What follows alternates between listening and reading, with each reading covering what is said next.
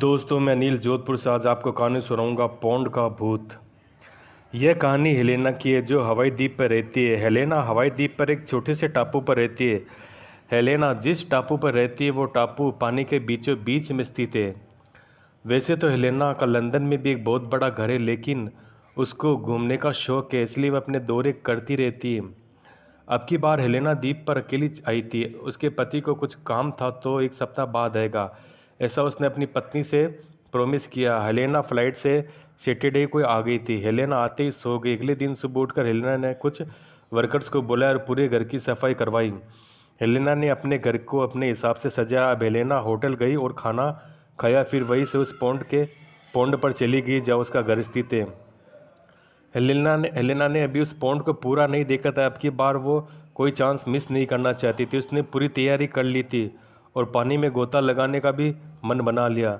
Helena ने पूरे pond की सैर की। आखिर में वह गोता लगाने के लिए सेफ्टी जैकेट पहन ली और पानी में कूद गई। हेलेना ने नई नई प्रजाति की मछलियाँ देखी, कुछ ऐसी झाड़ियाँ भी देखी जो लाइट छोड़ रही थी। हेलेना काफ़ी गहराई पर गई तो उसे कुछ महसूस हुआ। हेलेना को लग रहा कि उसे कोई बुला रहा है।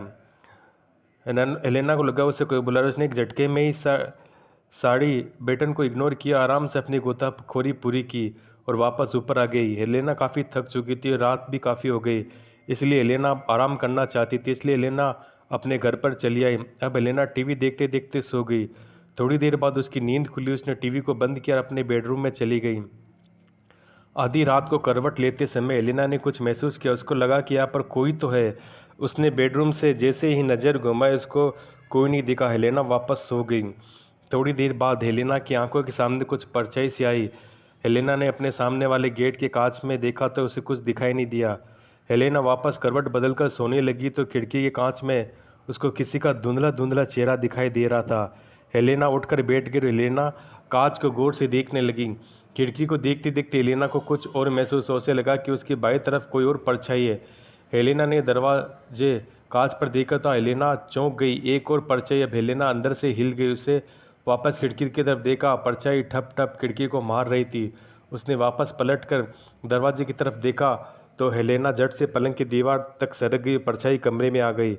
अब हेलेना उस परछाई को एकदम साफ देख पा रही थी। वो कोई समुद्री जानवर लगता है। हेलेना ने लाइट चालू की तो चिल्लाकर वो दोनों परछाई वापस बाहर भाग गए। हेलेना भी उनके पीछे पीछे बाहर भागी और देखा तो वो दोनों पौंड में कूद गए। हेलेना वापस आई और डरते डरते सो गई। सुबह हुई। हेलेना ने अपने आसपास वाले लोगों को बुलाया और पूछा कि इस पौंड से जानवर बाहर आते हैं क्या। पड़ोसी समझ गए कि होनो इस मैडम ने कल गोताखोरी की है। पड़ोसी बोले कि आपने कल शेर की? हाँ, गोताखोरी की। हाँ, नहीं करनी चाहिए थी, मगर क्यों? उस गोताखोरी उस पर जानवर का क्या कनेक्शन है?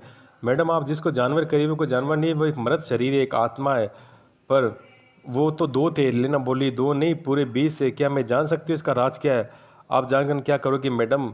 बस आप अभी लंदन निकल जाओ। अगली बार आप कभी आओ तो गोताखोरी मत करना। वैसे भी आप बहुत भाग्यशाली हो जो आपको कुछ नहीं हुआ, वरना जो पौंड के उस चमकीले पेड़ के पास गया वो लौट के वापस नहीं है। आप भाग्यशाली हो। हेलेना अब जिद करने लगी। आखिर उन 20 लोगों के साथ क्या हुआ था? अब पड़ोसी पूरी कहानी सुनाते हैं। मैडम, बात 1996 की है। उस पौंड का सर्वे करने के लिए रसिया से एक टीम आई थी। उस टीम ने 2 हफ्ते तक इस पौंड का निरीक्षण किया, लेकिन सबको कुछ खास नहीं मिला।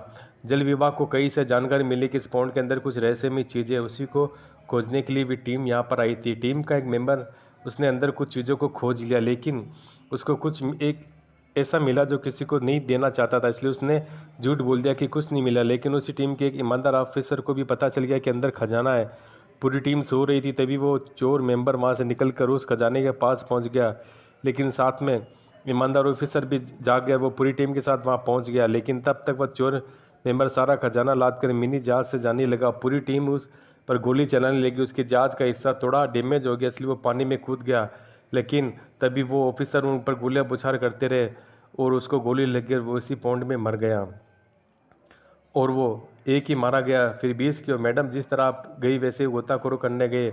आप तो शुक्र मनाओ कि जिंदा लौट कर आए। 20 लोगों अब तक हजम कर चुका है वो भी क्या, और लोग भी मारेगा। सुना है कि अब तक वो 24 लोगों को नहीं मार देता उसको शांति नहीं मिलेगी। 24 क्यों? रसिया से जो टीम है तो इसमें 25 मेंबर थे, इसलिए ये वो सोचकर मार देते कि उसने लोगों को मार दिया जो उससे खजाना छीनना चाहते हैं। और इसी बात है, पर वो मासूम लोग हैं। सरकार तो इन पर अंधविश्वास पर भरोसा नहीं करती। अब हमने ही पोंट के चारों ओर बोर्ड लगा दिया, गोताखोरी नहीं करे। अब नहीं माने तो क्या करे। अब आपने भी तो ध्यान नहीं दिया। इतना सुनकर हेलेना वापस लंदन लौटने के लिए तैयारी करने लगी। अगली बार जब भी आएगी वह अकेली नहीं आएगी। ब्रह्म राक्षस। ये कहानी एक ऐसे राक्षस की जिसे आप लोग जानते होंगे या नहीं ये मुझे पता नहीं। उस राक्षस का नाम है ब्रह्म राक्षस। ब्रह्म राक्षस, ब्रह्म राक्षस। पिशाच, राक्षस, डायन, चुड़ैल आदि बहुत से नाम होते हैं। मैं आपका समय बर्बाद न करते हुए अपनी कहानी पर आता हूँ। हमारे गांव में एक ब्राह्मण रहते हैं जिनका नाम है नत्थी। नत्थी लाल। लोग उन्हें शर्मा जी कहकर बुलाते हैं। उनके घर से कुछ दूर खेत था। उस खेत पर एक बहुत बड़ा पीपल का पेड़ था। वह पीपल का पेड़ बहुत पुराना था। कुछ समय बाद उन्होंने उस खेत पर घर बनवाने का निर्णय लिया। पहले वाला घर बहुत छोटा होने की वजह से उन्होंने खेत पर घर बनवाने का निर्णय लिया। उन्होंने उस पीपल को काट कर अपना घर बनवा लिया। कुछ दिन तो ठीक ठाक चला। कुछ दिन बाद शर्मा जी बड़े परेशान रहने लगे। कभी वह पूजा करते, कभी नहीं। उसकी बीवी ने उनके बदले स्वभाव को देख उनसे पूछा कि तुम पूजा भी नहीं करते, आजकल बदले बदले से रहते हो, कभी बच्चों को डांटते हो, तुम्हें क्या हुआ है। पंडित जी के चेहरे पर मुस्कान और वह करने लगे, मेरे घर को तोड़कर अपना घर तो बना लिया, अब इसे क्या पूजा करने की कह रही हो। सब कुछ मैं ही हूँ, मैं ही भगवान हूँ, इसे पूजा करने की कोई आवश्यकता नहीं। वो कभी दांत पीसते, कभी बड़ी प्यार से बोलते, कभी आंखें लाल तो कभी सही हो जाती। उनकी पत्नी को शौक हो गया, जरूर किसी भूत प्रेत का साया है। वो उससे बात करते जैसे कि वो दो लोग। तब पंडित ने उनको बिठाकर आसन लगाकर हनुमान चालीसा पढ़ने लगी। वो सोच रही थी अगर कोई भूत प्रेत होगा तो बाहर जाकर। पंडित जी पर उसका कोई असर नहीं पड़ा। वह टकटक लगाए देखे जा रहे थे। उन्होंने मंत्र काफ़ी पढ़े, गायत्री मंत्र। तभी पंडित जी की आंखें लाल करने लगे, मैं किसी से नहीं डरने वाला, तू क्या समझ रही है, मैं से ऐसे नहीं छोड़ने वाला जब तक इसका छोटा बच्चा आ गया। मम्मी, पंडित जी ने उसे ऐसे जोर से पकड़ के खींचा, ऐसा लग रहा था उसकी सिर को कच्चा ही चबा जाएगा। पंडित ने कहा, बच्चे को छोड़ दो। इसने क्या तुम्हारा बिगाड़ा है, उसे छोड़ दो। पंडितानी ने विनती की, बड़े नम्र से भाव कि उसे छोड़ दो। तुमने इस बच्चे को छोड़ दिया। कहा कि मैंने तुम्हारे इस नम्र भाव पे जैसे इसे भी छोड़ रखा, नहीं तो मैं इस कब का मार चुका होता।